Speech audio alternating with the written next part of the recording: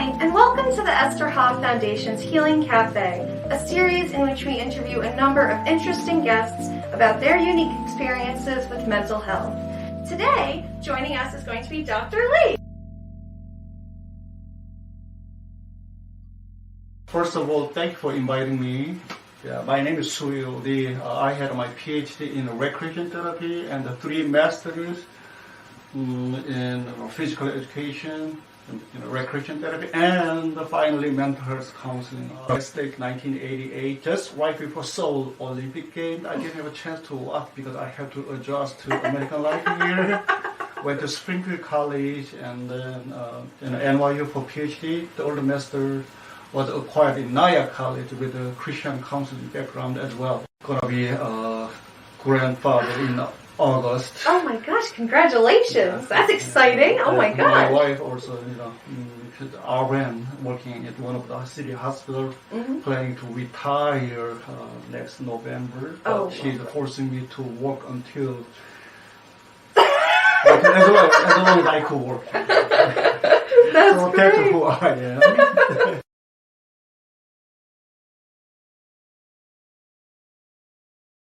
My daily function goes with the hospital program manager or director in addiction and mental health program in the city, in the Bronx, honestly. I deal with their patients with their addiction and the mental health issue. I train the staff. Also I do teach in Nyack and Lehman College for mental health and health science. With the subject of biostatistics and research methods. Wow. Oh my God. I have some local duties of teaching, like Korean, American divinity schools here and there. Then I volunteer the rest of time with the Esther Foundation. So what we're curious about here as the inventor of our Saturday sessions is what benefits do you feel are unique to support groups? Support group or group therapy is a talk therapy. Yeah. One-on-one, you'll be limited the perspective, between therapist and the client. However, group had many different functions like a social interaction, communication skill, modeling, and when you share your weakness, other people relate and they appreciate each other to build up self-esteem. They model how I also communicate with other people through role plays, sometimes they imitate, how I approach as well. Most importantly though, is they feel I'm not alone on this matter. That's great universal factor on pain, right? It sounds like this group therapy format, it gives people the chance to practice talking about their problems and get comfortable discussing things with other people and making those connections, right? And so they can take those kind of scripts and role plays that you work on into their real lives and make those more real world connections as well. A lot of our previous guests talk about the efficacy of using role play in the group therapy setting. And so can you talk to us a little more specifically about role play therapy and how it works? A lot of people express their thought as storytelling, but the feeling that harbored inside each one of not practically catharsis or healed. The school of Gestalt therapy actually talked about unfinished feelings when participants express their feeling toward their deceased parents or conflicting spousal member or their children. We see more feeling coming out through tears than a lot of participants can identify feelings. We see more real on life terms rather than just storytelling. Okay, yes. So they are asked, pretty much I'm telling them that I have goals when they express that will help us or other participants feel what they are feeling. Talk to me a little bit more about the storytelling element here. Storytelling is more likely describing what happened in the past. I had a trauma, all this story pretty much describing, telling you story over and over. A lot of people, their misconception of therapy might think it's just storytelling and it doesn't address that unfinished business. To me, it was not enough. I had a client. Can I? Yeah, go on. I had a client, who made an appointment, 2 months earlier prior to appointment date, and she drove, almost 90 minutes from Connecticut. Then I was sitting with her, almost 90 minutes and 100 minutes passing. Then she's telling me the conflicting issue between her son and herself. Then I couldn't feel what she was feeling. Then I was questioning why she had to see me. The story was going again, a lot of redundancy. Then I told her, sorry, Mom, I'm not sure if you can help me feel what you're feeling by showing how your son, who was in Marine Corps in Washington, D.C., talked to you when he was calling you last week. Then she burst into tears. Wow. By telling what happened. Wow. Then later on, I asked him, how did you respond? More tears. So Wow. I didn't mean to harm you. Then I was having counter-transference. So you see my misty eyes again. Getting into very deep emotional engagement. I had a 16-year-old boy. Lost mother when he was 7, right? Then it was my 3rd session. You've been suffering from depression or suicidal ideation over now 8 or 9 years. You didn't get proper help. He said, Dr. Lee, I appreciate their attention to help me, intention to help me, including my father. I felt this way, Dr. Lee. I had a bone broken in my arm. They kept asking me to do push-up 100 times. Can you expand more on the different types of role-play therapy that falls under Gestalt therapy? In general, there will be, one chair technique and 2 chair technique. It depends on how participants describe their life events,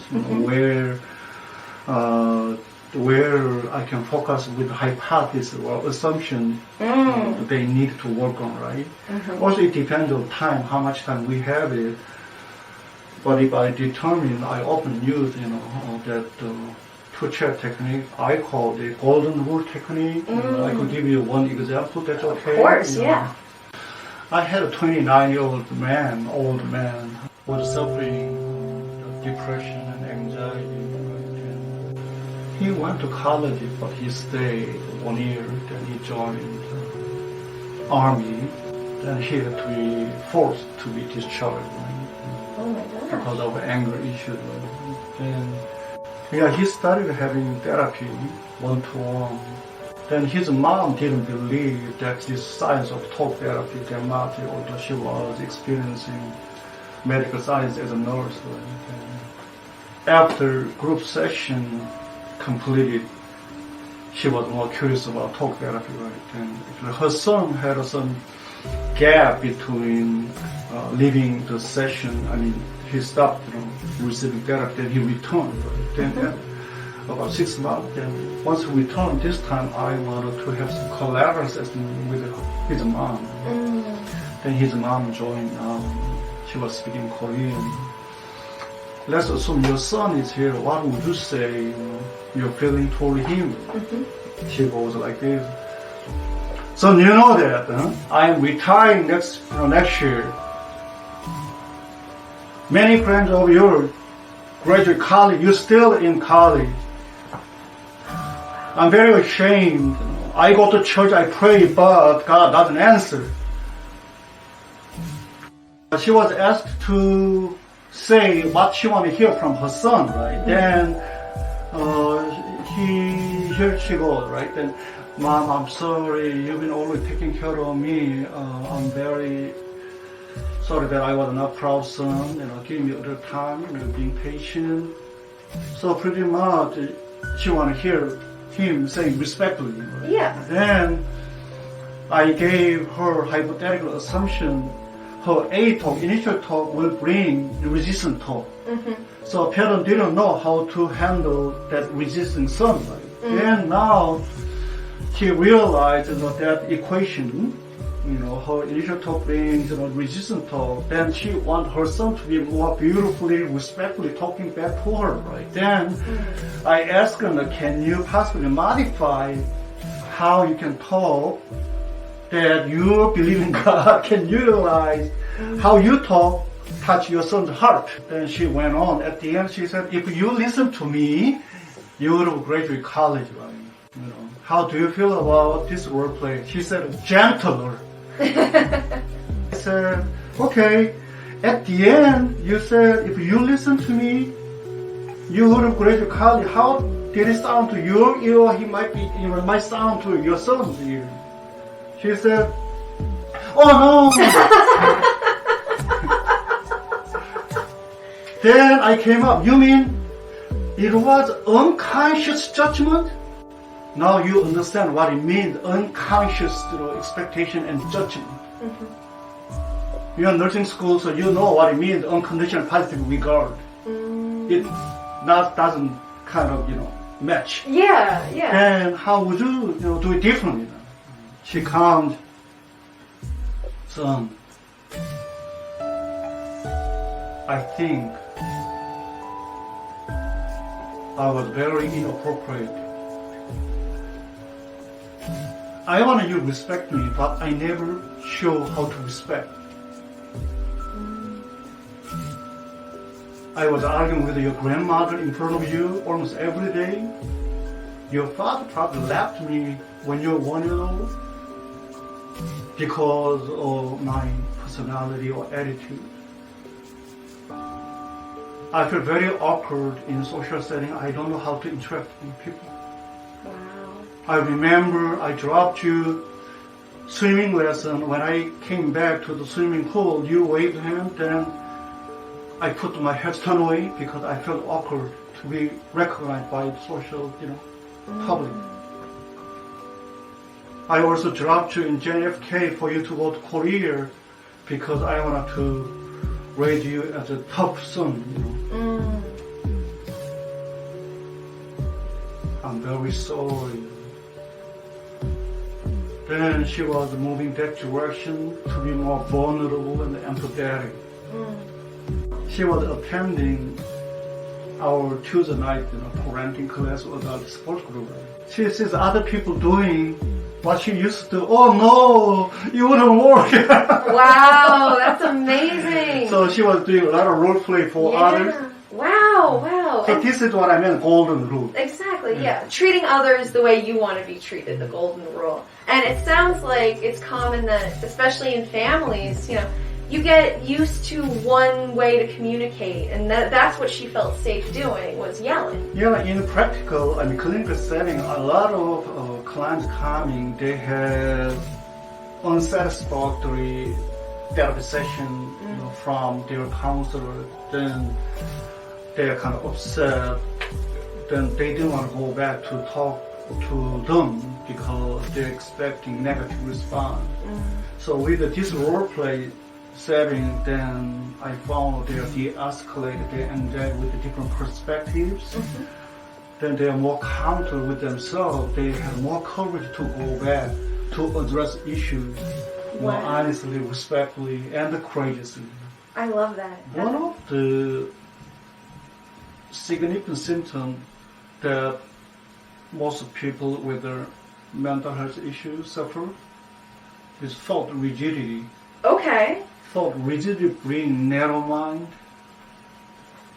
You can see other perspective. Because whenever you have experienced negativity, then go through the nerves by chemical way, electrify muscles and very tense. Yes. And you get psychosomatics. Yes, there are physical symptoms to mental. So through role play, then we see a lot of cathartic expression.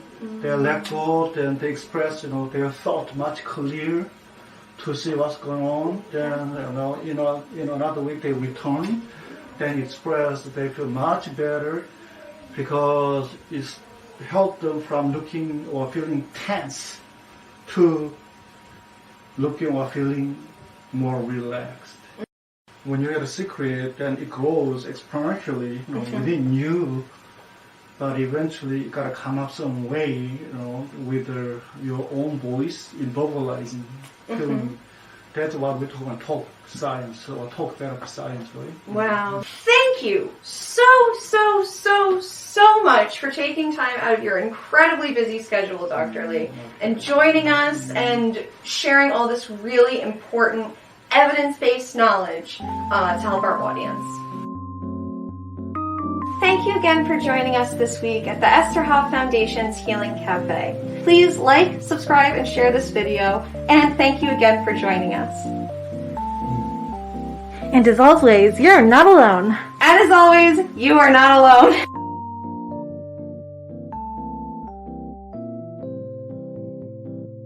With a jacket. Okay, let's do it again. With the Esther Hoff Foundation, you're not alone at all. Come on.